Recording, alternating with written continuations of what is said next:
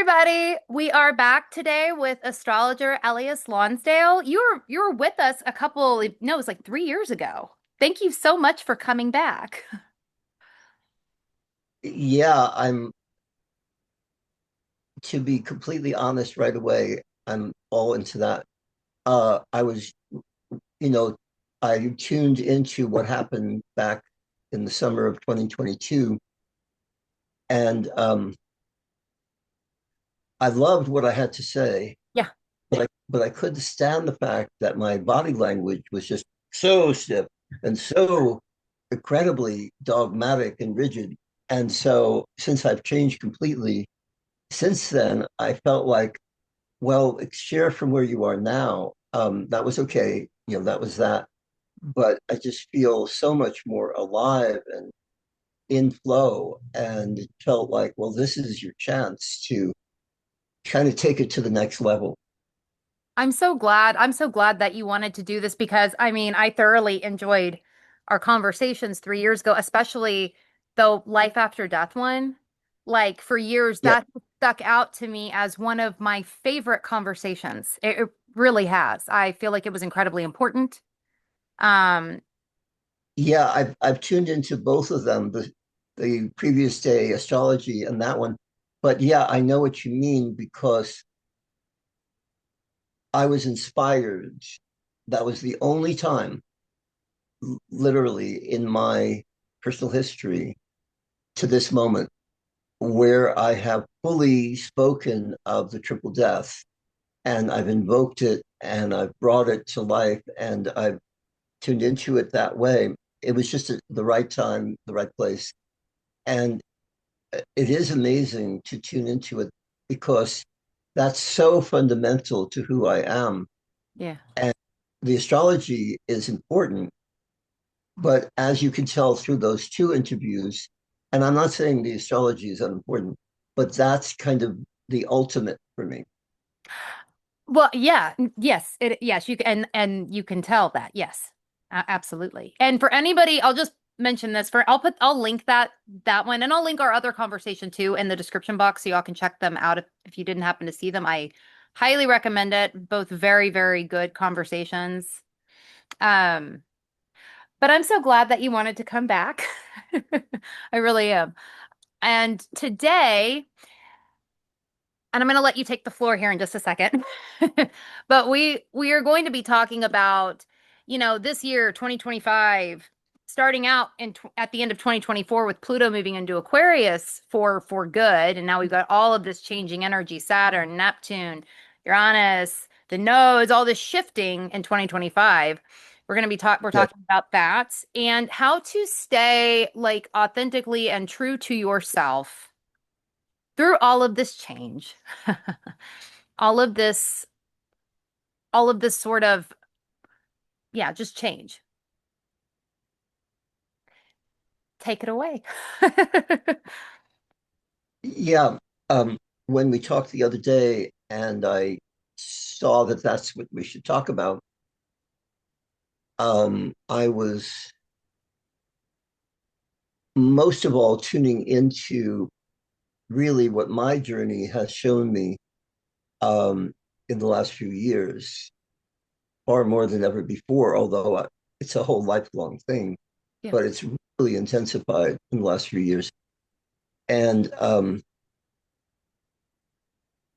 being who I really am is now all that matters to me.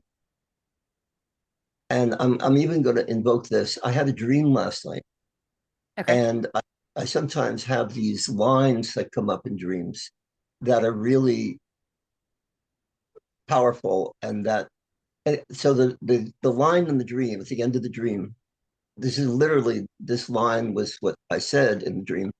I said, I am giving birth to myself. Oh, I like that. I like that. And I feel that that's what's happening. I mean, in other words, dreams are accurate. They're more accurate than anything. And so I feel like I am now giving birth to myself. I am now finding my authentic self, and that's what I can pass on to others. Um, I can pass on many things, Mhm. but it all comes down to that. And I guess a way to say this right away is that for me, okay, so I am at this moment 78 years old, which sounds really old, and it isn't, not for me. Uh, but it means that I've been around a while. Eh, Or putting it in New York City terms, I grew up in New York City. I've been around the block a few times. That's what we would say. Seen a thing. And yeah, and so I'm so experienced and so, you know, for 55 years I've been doing readings. Um, That's amazing. and and I I am so in the world of understanding the human soul and giving of myself to the human soul. And then gradually in my own path, I was one of the many, many people, Neptune rising, Neptune people, where I always gave myself away. And so until recent years, it's taken me a long time. I've always given it away to everyone. So everybody I ever did a reading for, I infused them with their true self. Mhm. But then eventually it came around to me, and now it's fully in me right now. And so being my true self and being involved with the true self of others, it feels like that's going to permeate whatever we say about the stars. Um, and I'll give you right away one example from the star work, as I call it. I don't call it astrology, I call it the star work. But it doesn't matter what I call it. Anyway, um, um, yeah, so what it comes down to is that I see um, I see Pluto more intensely than all the changes. Everybody's talking about Saturn and Neptune and Uranus and Yes. Jupiter, and they're all important, and we will go into them. Yeah. But I absolutely would start with Pluto, um, for many, many reasons. And I think I can clarify right away why I feel Pluto is the place to start. Um, okay, so Pluto went into Aquarius, Mhm. and everybody anticipating that in a big way, Yeah. advised so after endless years of Pluto in Capricorn. And and now gradually Pluto has moved through early Aquarius, and it's right there, holding strong. And at this point, it's been there long enough that we can really sense what Pluto in Aquarius is. Yeah. Well, what is Pluto in Aquarius? It's the very thing that the conservative politics of our time are resisting and rejecting and wanting to avoid. Uh, it's actually the influence of multidimensionality, multi everything, of sharing the wealth, spreading the energy. It's the opposite of Pluto and Capricorn. Yeah. Uh, by the way, this is not going to be a primarily political thing, but I have to bring it in right away because that's what. And I'm not really politically oriented fundamentally, but just to say it this way, uh, we are being called toward the Aquarian age. This Yeah. is a decisive moment. As I see it, the Aquarian age comes on in waves. Like 2012 was a wave of it, and this is a bigger wave. And I don't know how many waves it's going to take, but we're in a big wave coming beyond the age of the fishes or Pisces into the age of Aquaria or Aquarius. And so when you're in that kind of thing, everything feels like it's changing.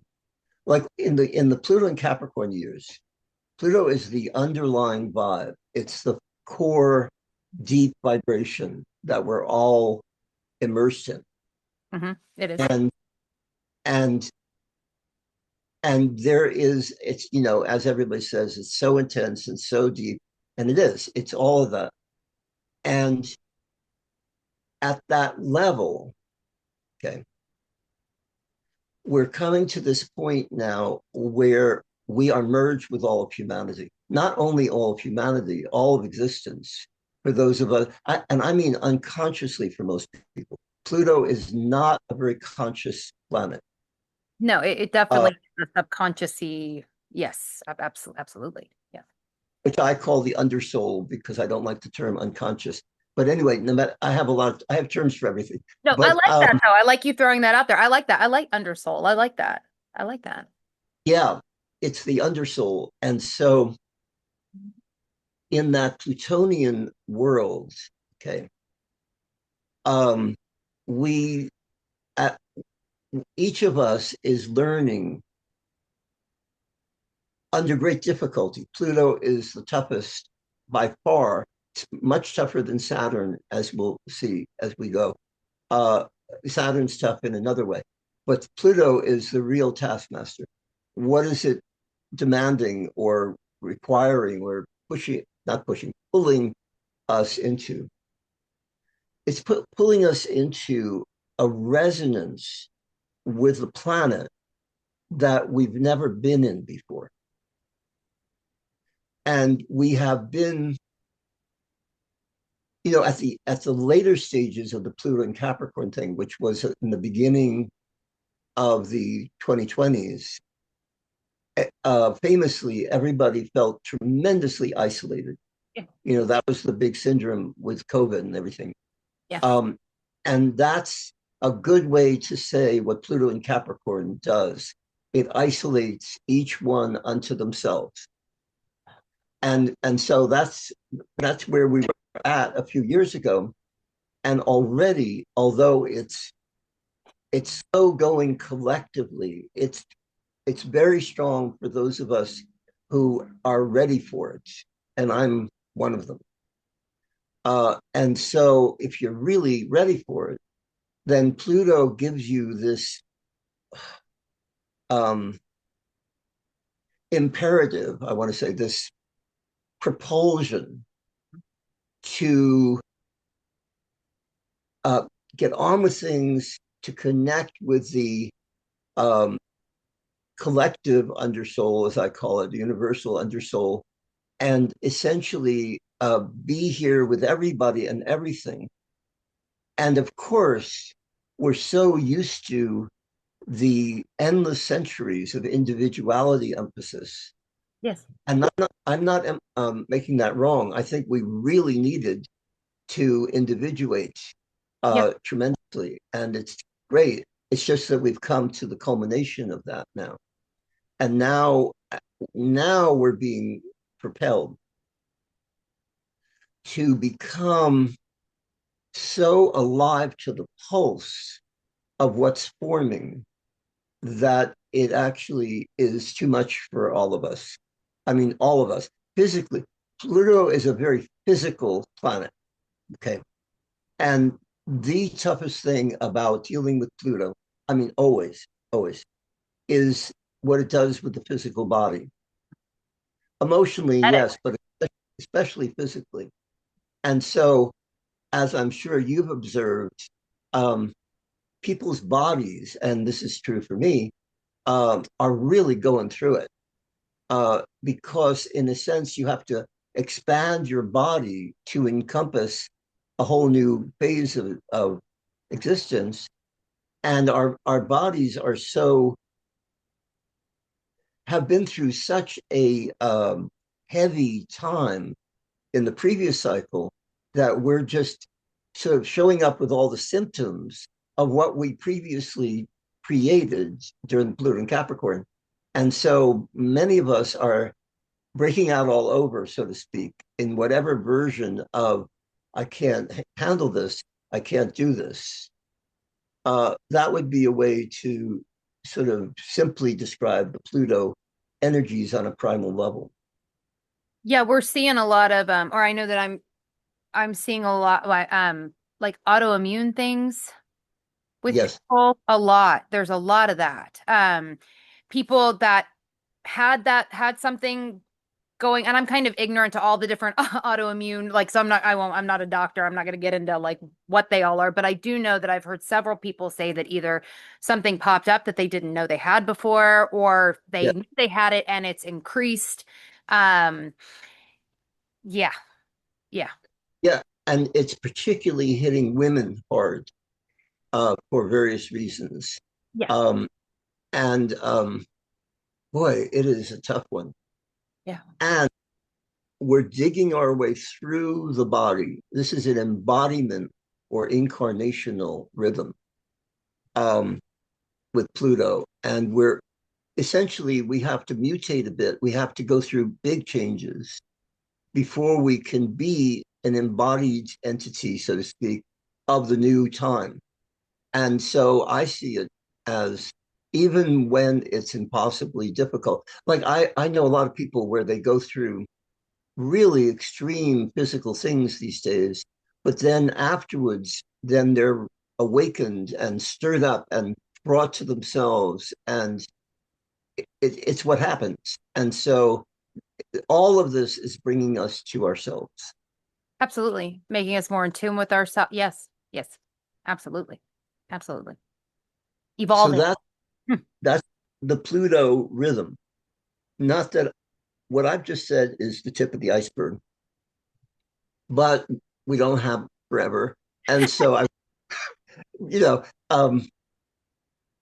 but yeah, let's go on to um, what's the best place to go with this next? I know there's Um, so many ways we could go.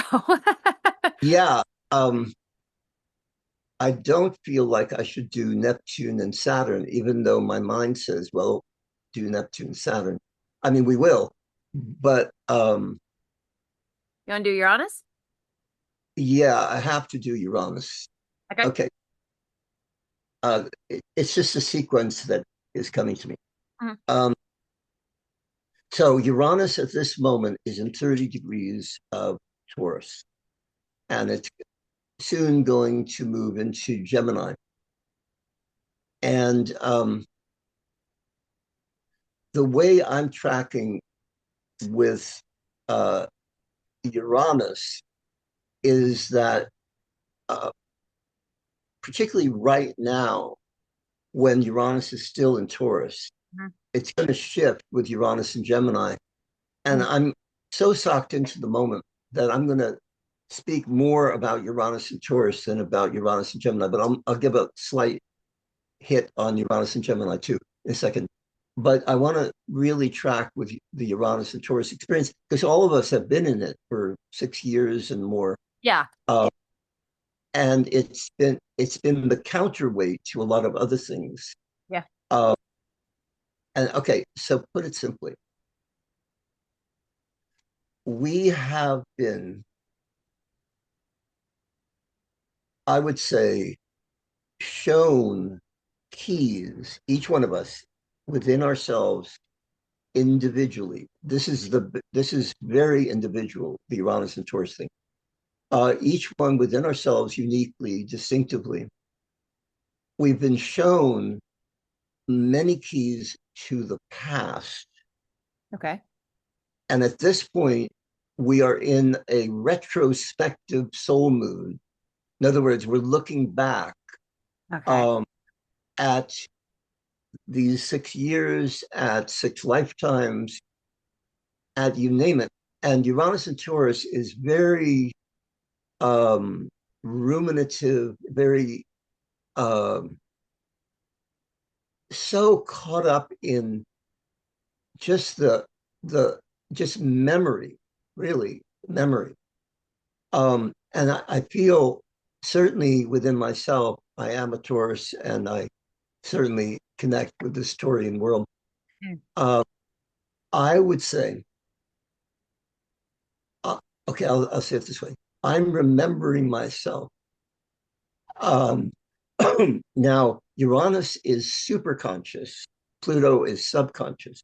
So Uranus is hovering just above ordinary consciousness. But or just above ordinary consciousness is more available to us on the conscious level than the subconscious. Yeah. Um, and so while it's not entirely right here in this Mercurial Mars level that we tend to live on these days, um, it is, everybody knows about it. It's hard to sustain it. And the reason that Uranus and Taurus has been so healing for many of us, certainly for me, is it sustains itself.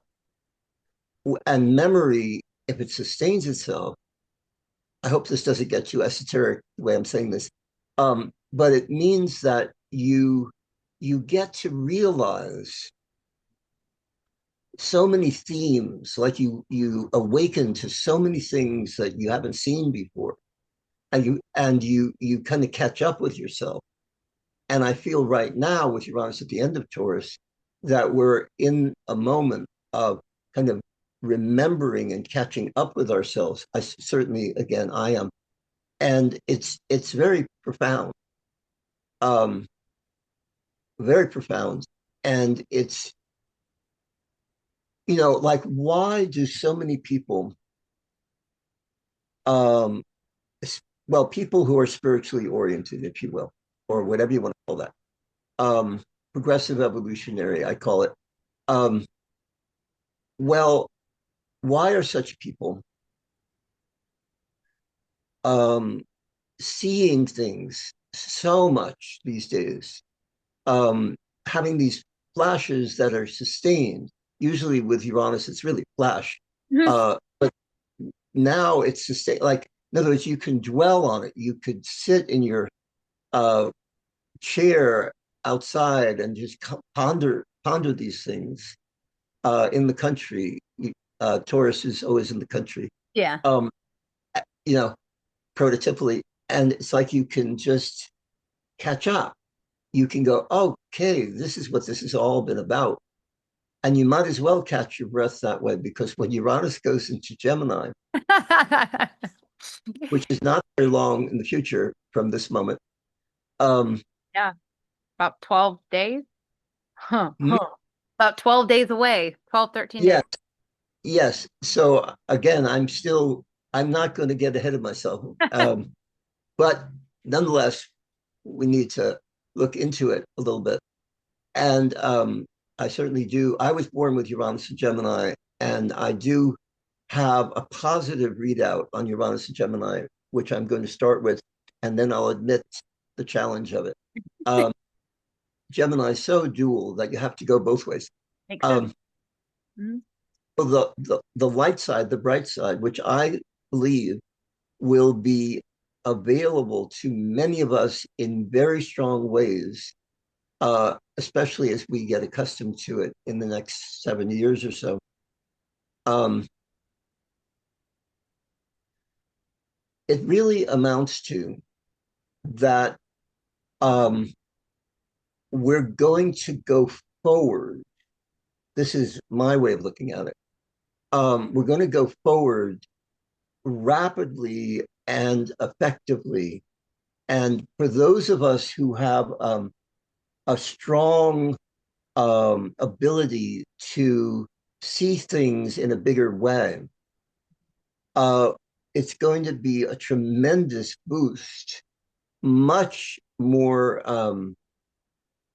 exciting, stimulating, activating, quickening than um, was possible in the Uranus and Taurus phase, which is basically catching up and ruminative and memory and beautiful, amazing, but not going on ahead, not going on ahead.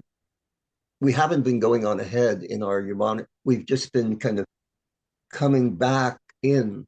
And now we're going to surge ahead. And given, as we'll talk about in a minute, given Saturn and Neptune in Aries, given Pluto and Aquarius, they're all, of course, in concert. We can't talk about them all at once. But they're all in concert with each other, as everybody is who's studying the stars is talking about all the time. Um, so it's not just Uranus and Gemini, it's what I would call an augmented or amplified Uranus and Gemini that we're heading into. So on the plus side, and this is extreme plus minus with that influence. On the plus side, it means, and yeah, that everything is going into a whole different octave of consciousness and evolution. And that basically we can become whatever we can imagine and conceive. which And is I think this will be an incredible time if you're willing and able to take that leap. you that if you're willing and able, because there will be people that will not be. Yes, and here we come to that. So that's the top end. Um, the bottom end, if you will, is going to be pretty extreme, especially at first. Especially at first.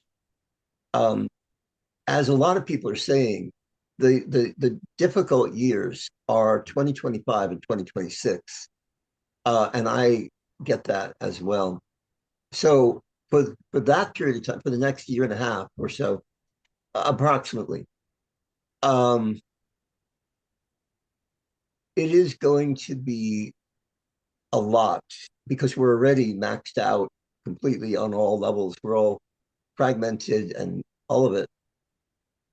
Yeah. What it's going to, what it's going to mean for many, many people, especially the collective as a whole, it's going to mean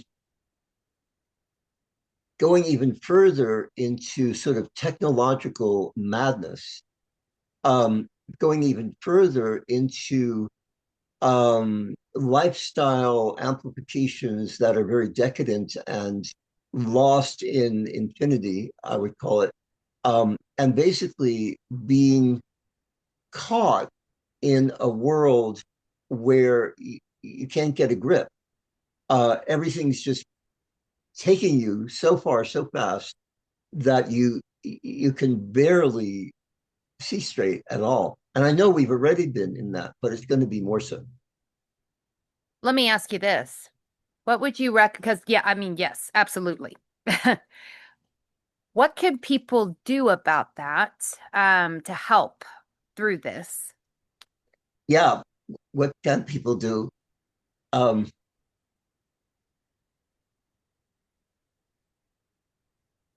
there's many levels to it. I would say for people who are um, caught in truly compulsive patterns, in other words, where they don't have a balance at all, where they're just kind of really caught, and this would affect. Uh, we live with our own offspring here, even though I'm 100 years old, and they are between the ages right now of um, 16 and 24. Actually, one of them is turning 20 today, Oh, tell them happy birthday. Kalki. But anyway, we're living with these four beings we call the Gaias. That's their name. I love Um, and um, and in being around them more and more, especially recently, through all the events of the last year or so, uh, I am getting a strong feeling for their generation. So I'm going to call this people born, um, well, I would say particularly people right now who are from a very early age to, well, certainly into their 30s. Okay. Though, and I can't tell you about the all the generations that people talk about. Just I'll do it that way. And but particularly people right now who are teenagers or into their 20s and into the beginning of their 30s, Um,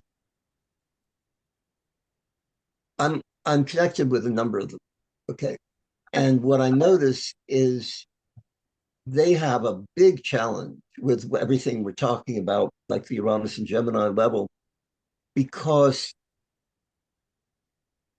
I grew up, I'm the famous so-called, um, I can't even say that phrase, baby boomer. I'm not a baby boomer, but I was born in the 40s, and I grew up in an intact world. I, in particular, did because I had amazing parents and a lot of advantages. Um, and growing up in an intact world, everything kind of held together. It's hard to imagine at this point, but it did. Um, and whereas for my offspring or whatever, I don't know that they're mine, but they've chosen me for a while. Um, they um, they don't have that experience, even though we've given them a tremendous support system. Sharuna and I, these are some of the most secure people in their generation. But even for them, the world is scary, scarier than it is for others, older ones, and everything. I mean, why do so many of them basically live by their phone? Why do so many of them, you know, uh, have no ability to even look up from their phone practically? Why? Well, because they don't have a world to be in. I mean, a real living nature, human, earthy world. They just have this kind of fragmented existence.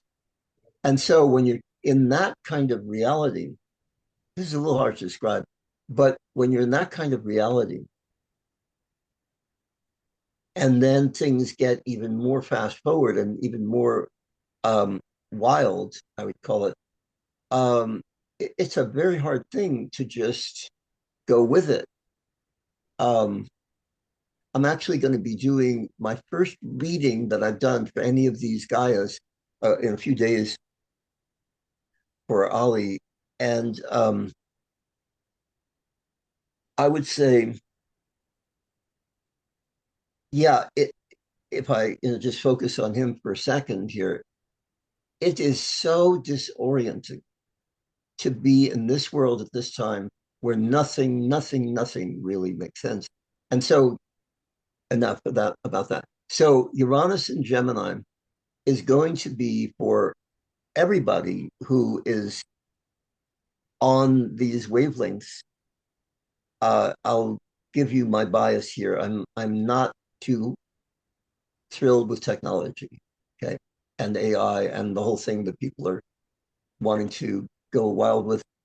And so, to me, from my very Taurian place, um, watching people go wild about technology and seeing that it's going to get more so. Pluto and Aquarius for sure, Uranus and Gemini. Yeah,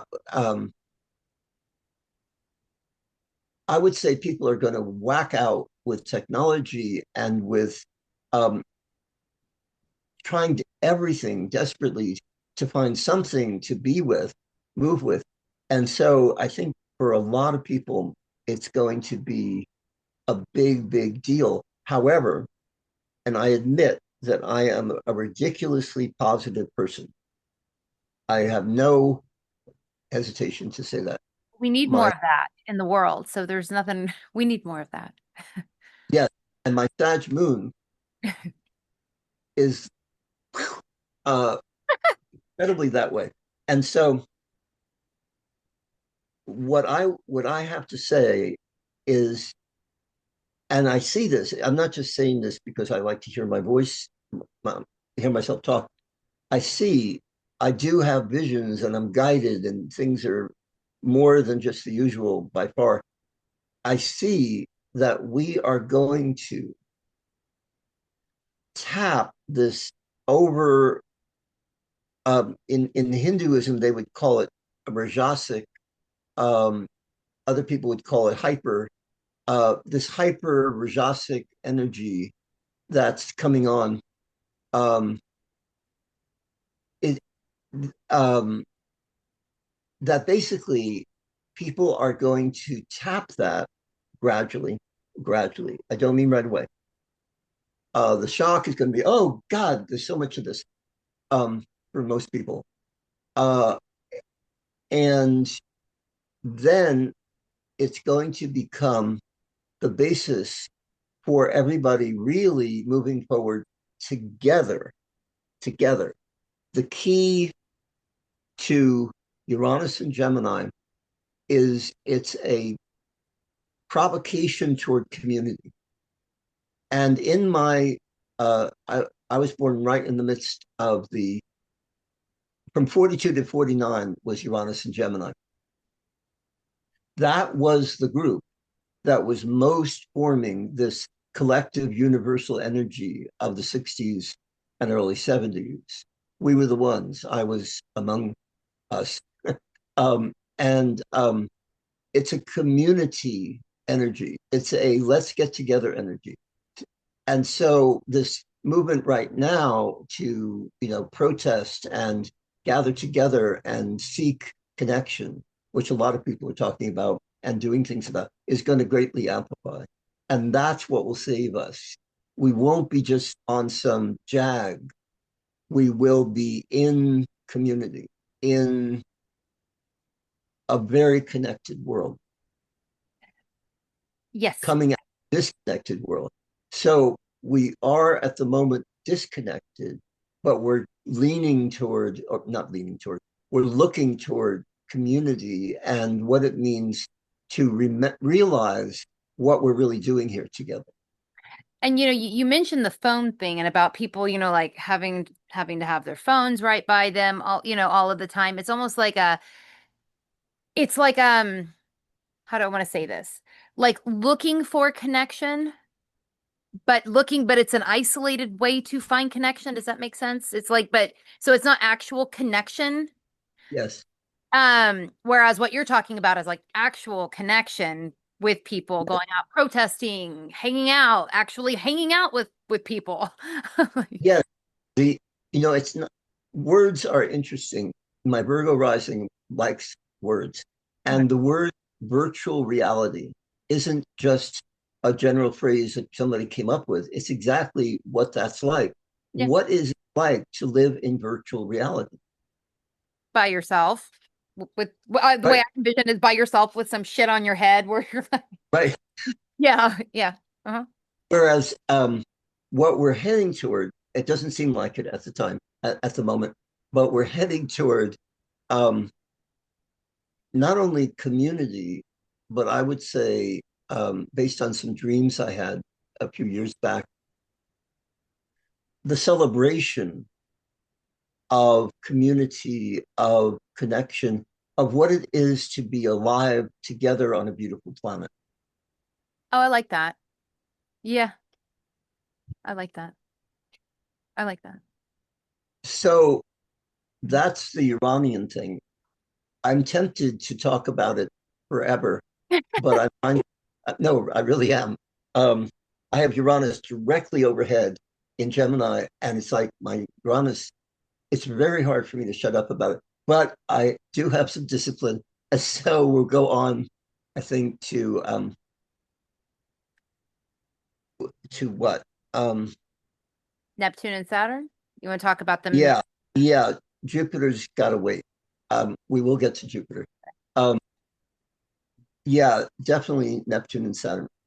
Okay, now it's their cue.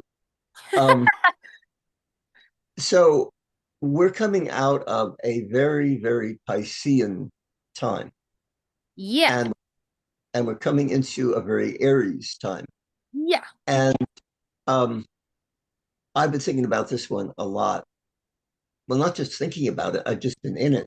And okay, I want to first really speak into the Pisces thing. I know we want to jump on into Aries. Of course, I have strong Aries. Of course, jump on. Yes, of course. But Pisces is lingering.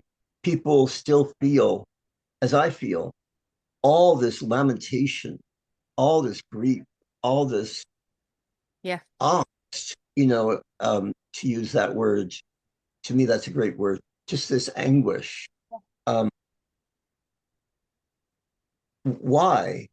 Because we basically, for 2,000 years, and also intensely in recent times, have been living in a suffering and dying world, Yeah. the end of the Piscean age, if you will. And that essentially we have been lost in the depths of suffering and see, Pisces is so easily suppresses itself. And so what we have is cumulative buildup of suffering and death energies that at this moment is at an extreme point. So some people are breaking down from it, Yeah. and others are almost breaking down from it. I'm not breaking down from it, but it's there in my field. Um, and the Piscean thing, it just doesn't.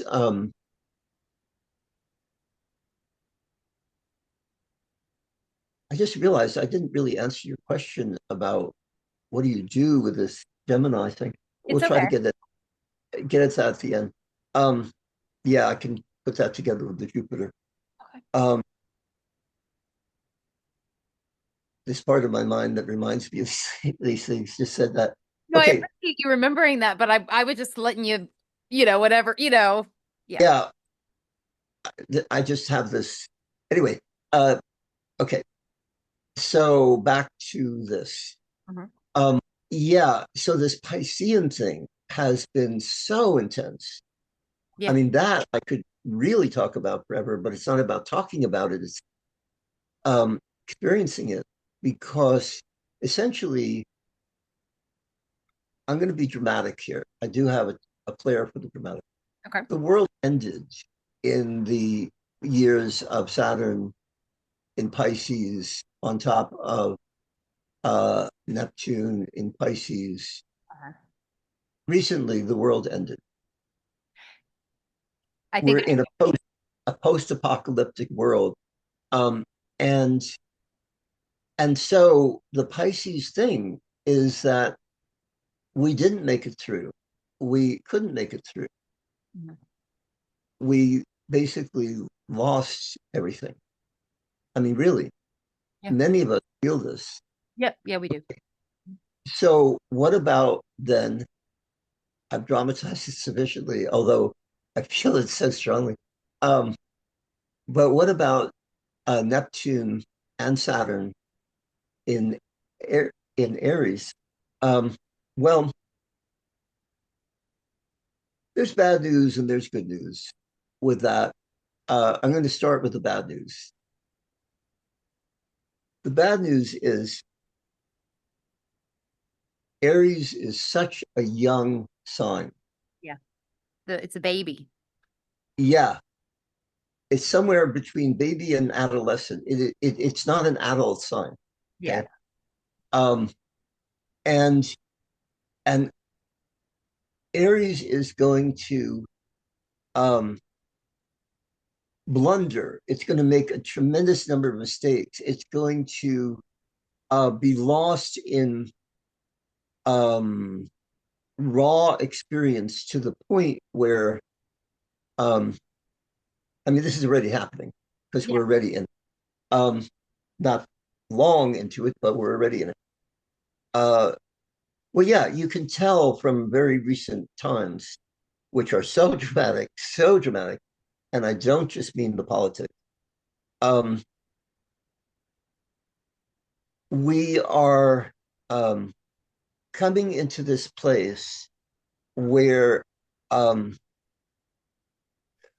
we basically don't know what to do about anything or who we are Yeah. because it's like it's over. We lost.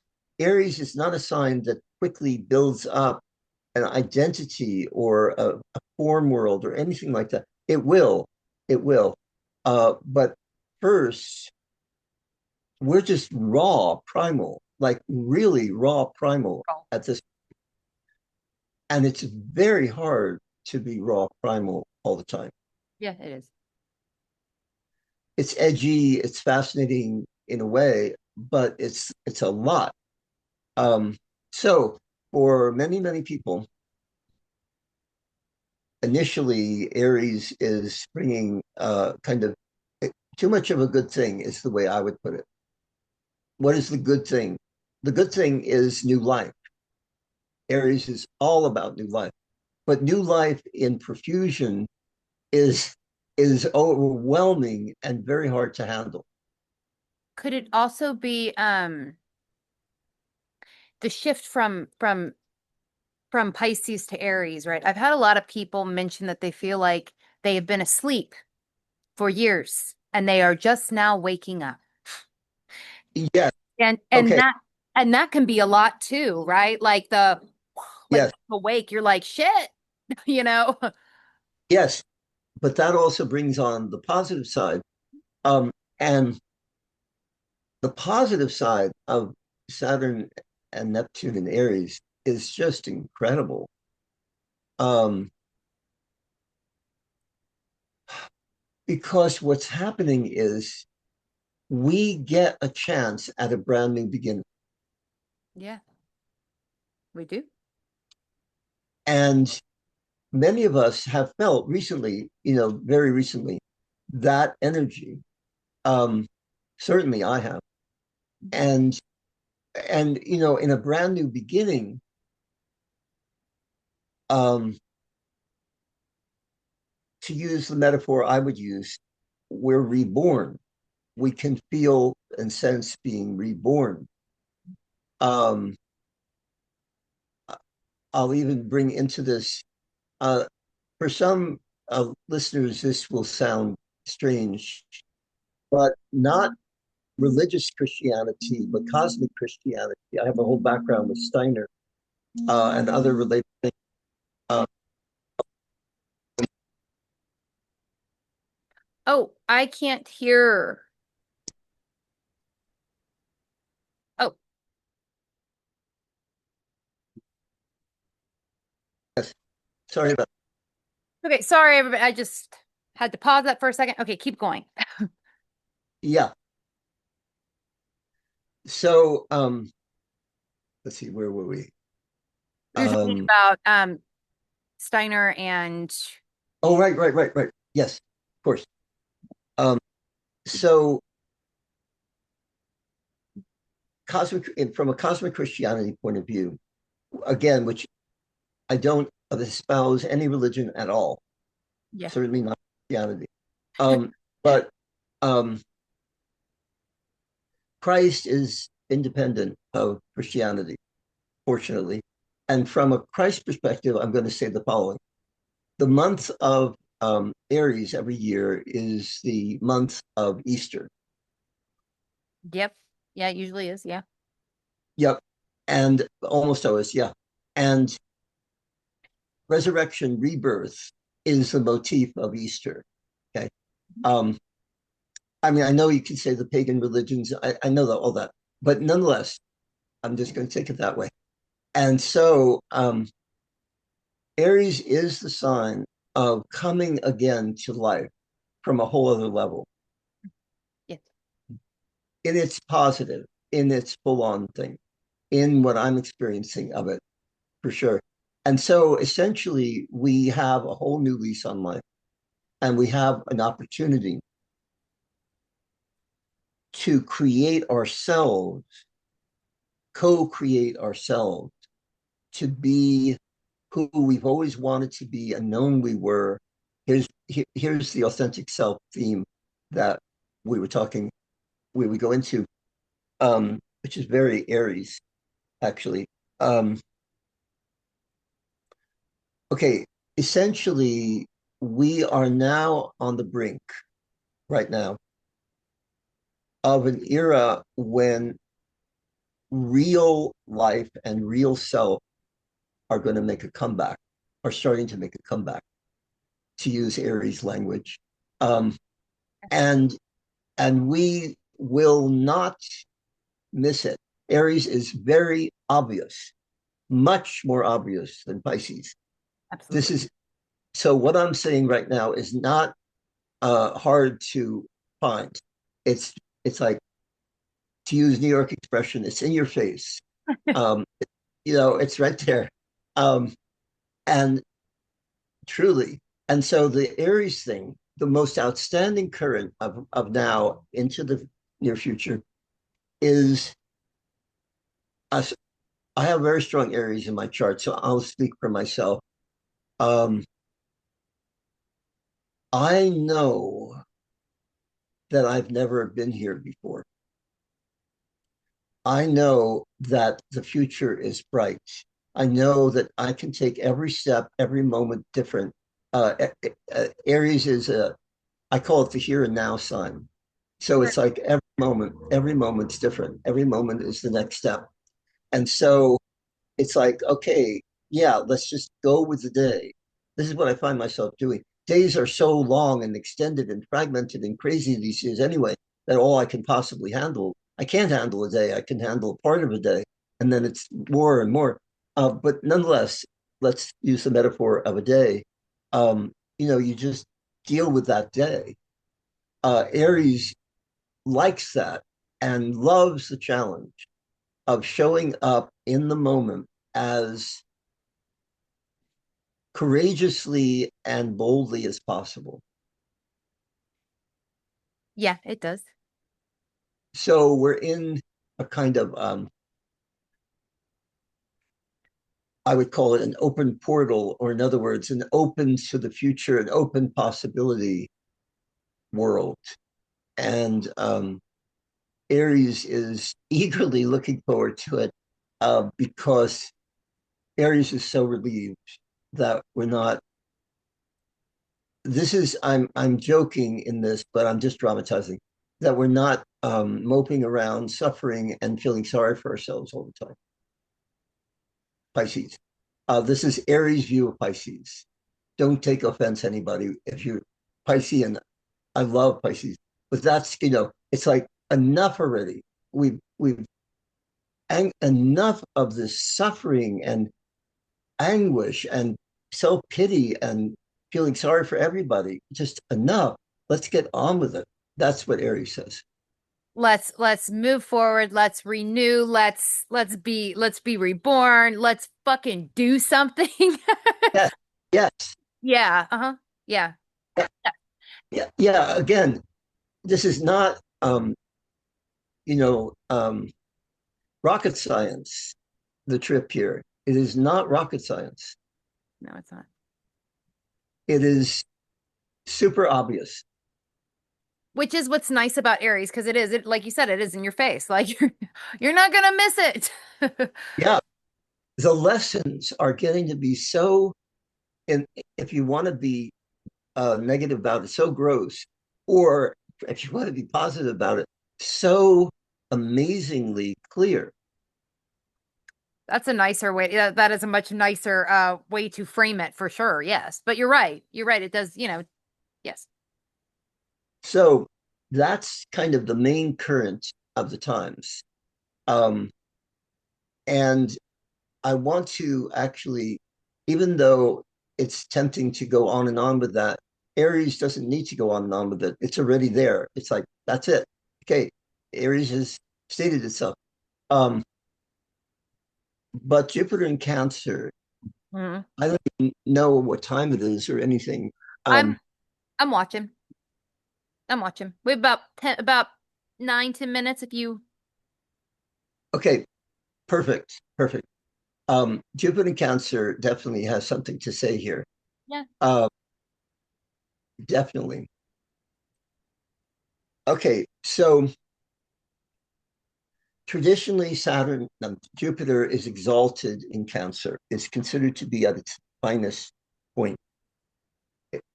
Um, and I have had to wrestle with all those medieval things, but I but it works for Jupiter in Cancer. I do see it that way, that Jupiter is really thrilled to be in Cancer. And this is only for a year. Yeah. Um, but the next year, and the next year is, it's a whole year. I mean, that's a lifetime at this point. So it's not going to go fast in that sense, in that Jupiter sense. So what are we facing? We're facing the chance to realize that there is a beneficent force. Now I'm going to get spiritual on you. Good. That there is this a grace force, a beneficent force in this world, in this life. We're being taken care of. We are uh, guided and led of the spirit. And my path is all about this. Um, and and what it does is it means that we open ourselves to a level of um, realization and awakening on a subtle level that rewards us with a real ongoing sense, if we're open to it, that spirit has our back, that grace is here, that it's not just luck or, whatever, that spirit is resurgent. I believe that during this year, it's already happening for me, for sure, that spirit will come on very, very strong in people's lives. And what do I mean by that? I mean a sense of a world. People use the word ascensional. Yeah. Well, I'll use that word. I'm not entirely into that word, but it's appropriate. Um, it's like an essential energy. It's a greater vertical, higher vibrational energy, and it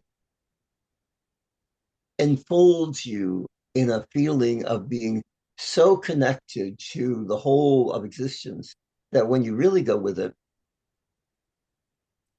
it's peak experiences. It's being um, restored to what's really going on here beyond all the things that we want to complain about and that we have such trouble with.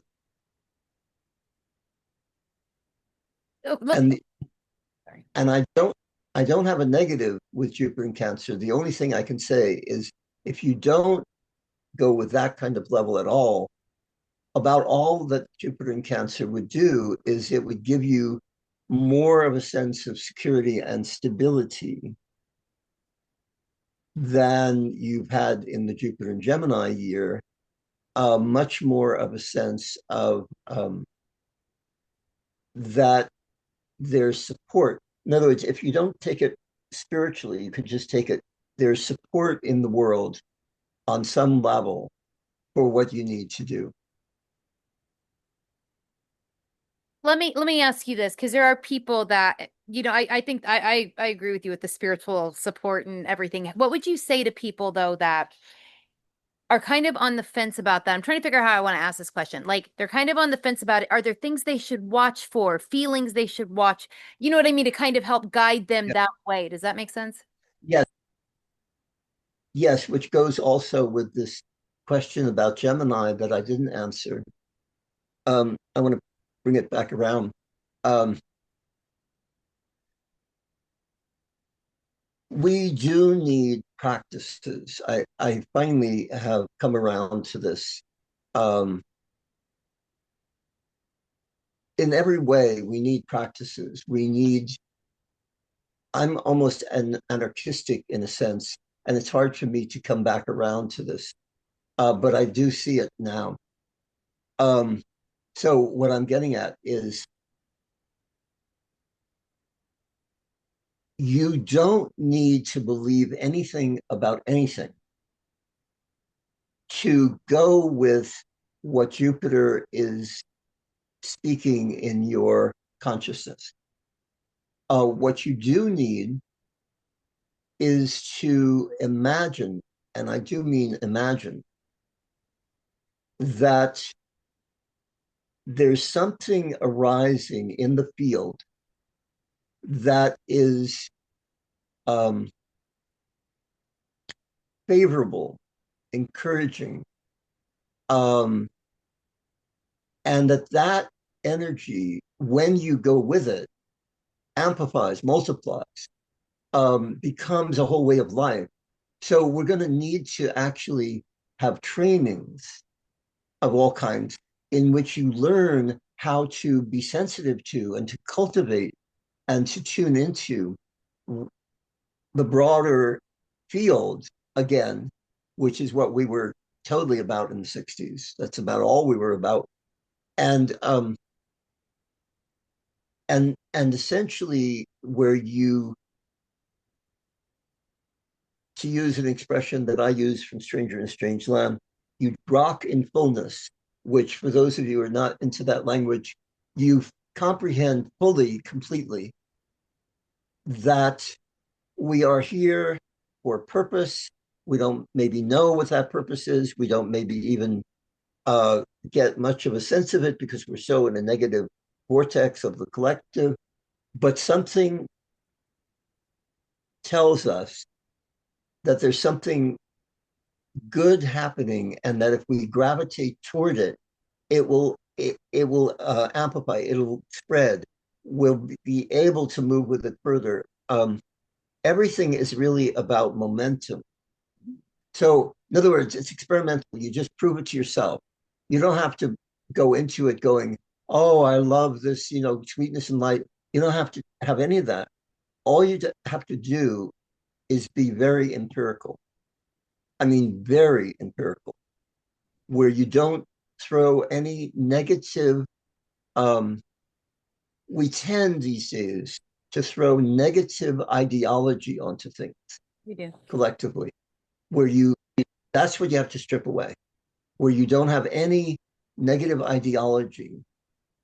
You just go with what shows up in the field, and it'll prove itself. That no, that makes sense. And what, this is kind of might be slightly different than what you're talking about, but I feel like it goes along with it, so I'm going to say it anyway. Um, what you're No, go ahead. what This you're is you also. This is not just me. no, but I've thoroughly enjoyed listening to you. Like just kind of being like listening. So thank you for sharing all, everything. When I'm just kind of in that feet, like having things in my field, or I not okay. I want to be very. I do not see auras. I do not. I don't have. I'm not. I don't have that gifting or anything like that. But I do. It's like I can feel feel and see a warmness from certain things, Yes. from certain experiences. But it's not really seeing. Like it's not seeing. Like I get. It's not seeing this. But it's like I can see it through feeling it. That sounds really fucking confusing. But it's a warmness, and it's like okay, this is it. It does show me that there are things to guide. There are things that are helping. Um, something has my back, say, and has not just mine, but everybody, right? Everybody's. Um, yeah, yes. Do you, do you want me to respond to that? Oh, if you want to, I mean, I just felt like sharing, but if you would like to. Yeah, I just want to say one thing about that. Um, when I was first coming alive in the 70s to everything, that was the very first thing that I felt. So I know it so well. That's how I got going. I was a skeptic. I was completely a skeptic at that point. And the only thing that moved me was exactly that, the warmth of things. Um, and therefore, I'm going to say what that is. is this is going to be humorous. Since you're Sagittarian and I have Sag Moon, I get to be humorous. Yes, you do. Um, it's like spirit is um, playful, Yeah. whatever, and spirit is seducing you. Spirit is tricking you. Spirit is playing with you. Spirit is finding a language to reach you in that you can play with it rather than work on it, is a way to put it. And that playfulness, that spontaneous playfulness, is how you make sure that you're not pretending, that you're not playing games, that, because in a way it's so primal and direct that it isn't some mental thing. It's like that energy of that warmth is so compelling It is. because you can't reason it away. You can't say, "Oh, I'm not really experiencing that." No, you can't. You can't. No, you can't. Yeah. Yeah. Well, it's good to know that you know what I'm talking about because a lot of times I'll bring this stuff up and well, a lot of times I don't even bring that up. Be- be- I, if there's one thing I can do in life, it's be radically empathic. Um, I know people say, "Oh, you don't want to be an empath. This is terrible." No, it's great. It's great. I love it. I know it has all kinds of secondary problems, but I am such an empath. I have always been, and I always will be. And what I love in life is being with other souls. As Sharuna, who's sitting over there, my longtime mate, knows so well. Um, I am inside the human soul of every person in the world, in a sense. Um, I empathize with everybody. I empathize with Donald Trump completely. I have dreams about him where I'm trying to help him. You name it. Everybody. I forgive everybody. I appreciate everybody. And each one's process. This is why readings are the core of my everything. Always have been. Um, it's just this thing where, I mean, okay, let me be direct with you. I can't possibly stay out of resonance with your experience in this moment. I can't. I can't go, "Oh, well, she's over there doing her thing." I can't. It just there you are. Yeah. No, yeah, I understand.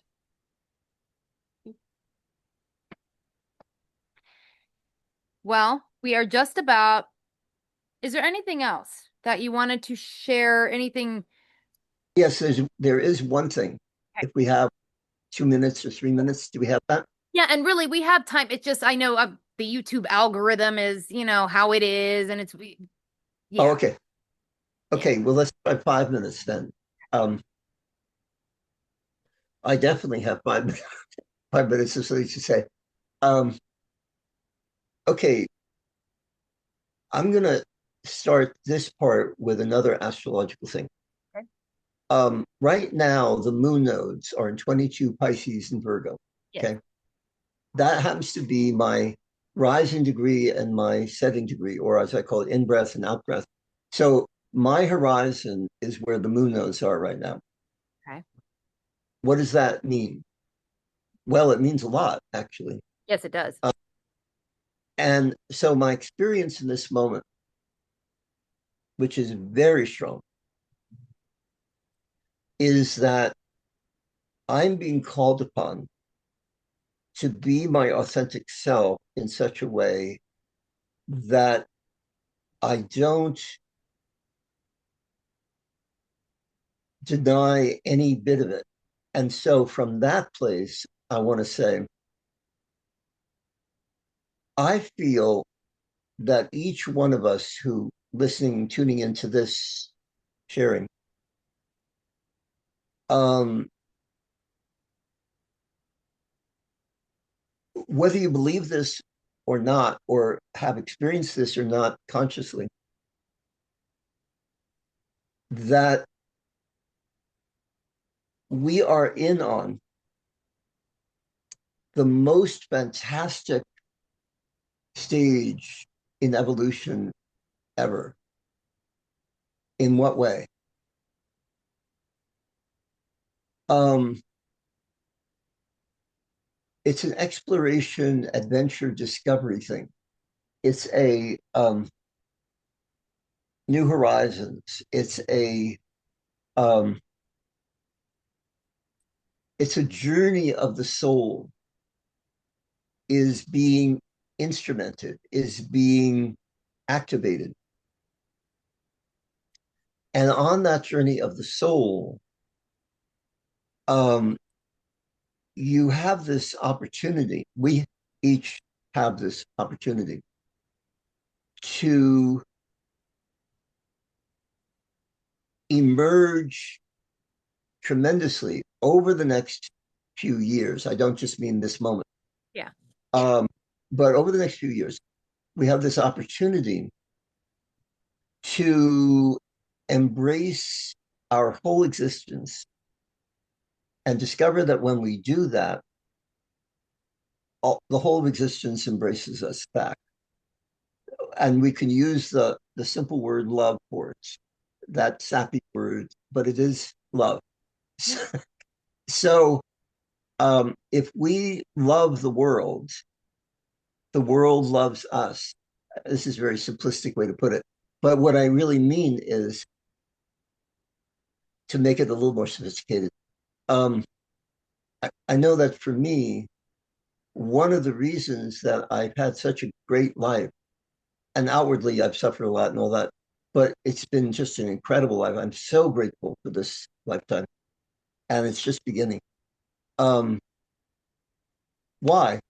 Because through all of everything, I started out with a instinct in this direction, but now it's fully realized. Um, I know now. I know that people these days don't say they know about anything, but I know that. I will say that I know that this reality, this Earth plane, this human experience in this Earth plane, is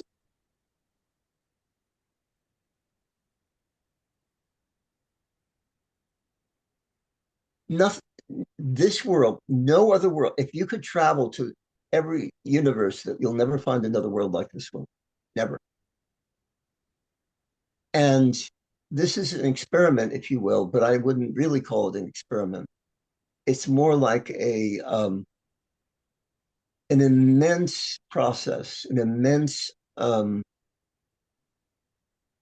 don't even know how to say it, just an immense opening. This is a world, a lot of us these days are taking our cue from various animals, and I'm one of them. And I would say this is a world that dolphins can be in. I know that they're having a hard time staying in it. I do get that. But they are hanging out at this point, and whales and a whole lot of other creatures. Why are the animals here? Because something tells them that it's worth um, staying with. Why do elephants have that incredible energy about them, for example? Um, if you tune into them, um, many animals in many different ways, because this is the world that spirit has generated, and it's been very carefully done for a very long time, and it's calibrated to take us on a journey from here that we can't even imagine at this moment. And so if anybody listening to this has any willingness to suspend disbelief you will be well rewarded for doing that, because as soon as you suspend disbelief, that doesn't mean you believe. You suspend disbelief. Um, the angels will reach through to you. Yeah, by suspending disbelief, you allow doors to be opened or to stay Yes, open. Possibilities, opportunities. yes, Yes, yes, I agree. Yeah. yeah. It's not a big deal, but it is vital, because when we say yes, Mhm. distance says yes to us.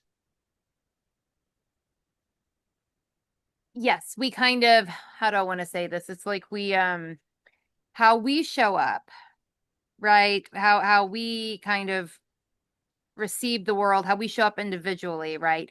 Influences the collective just naturally, but how we show up also is how we are kind of received in turn. Yes, this is a playground, and it's a very well provided playground. I mean, very well provided, incredible equipment, and and so in this playground, we are encouraged and invited and welcomed to participate. Um, when I was a child, um, I used to play outside all the time, Mhm. all the and when the games would be chosen and it was time to join in, I was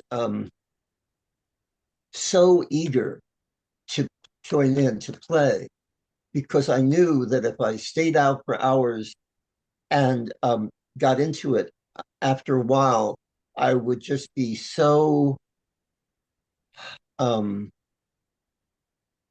I would just feel so great. It happened every time.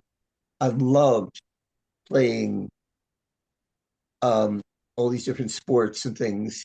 And it just feels like um, the world is a tremendous playground. And you know, we the child in us knows that this is what we agreed to, this for a reason, and this isn't some arbitrary thing, and we need to really cultivate that. That also seems very like a very Aries thing, right? The Yep. the getting back down to that, okay, this is a playground. You know, let's have some fun. We should enjoy this. Yeah. Yes, and particularly we can get to know ourselves in the moment in a boundless way if we agree to that. To me, the greatest agreement that I make is to learn, grow, evolve in the moment. If I make that agreement, which I do, then it's there. It's not, I mean, I don't have to reach for it. I think that's a good way to go about things. And I do. Yeah. Well, we should probably head off, but I want you to share where you can be found. And I will also put links in the description box of this video. So, um, my email address, my email address is COCRPP at gmail.com. COCRPP at gmail.com. Um, my phone number, people supposedly never want to give out their phone number, phone number. But my phone number is 808-785-6800, 808-785-6800. And I am starting to I do, oh, right. I should also give my, the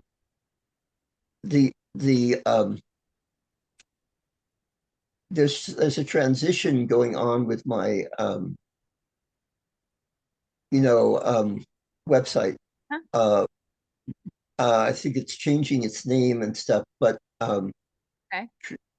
Anyway, traditionally it's been stargenesiswisdom.com, and you can reach it that way.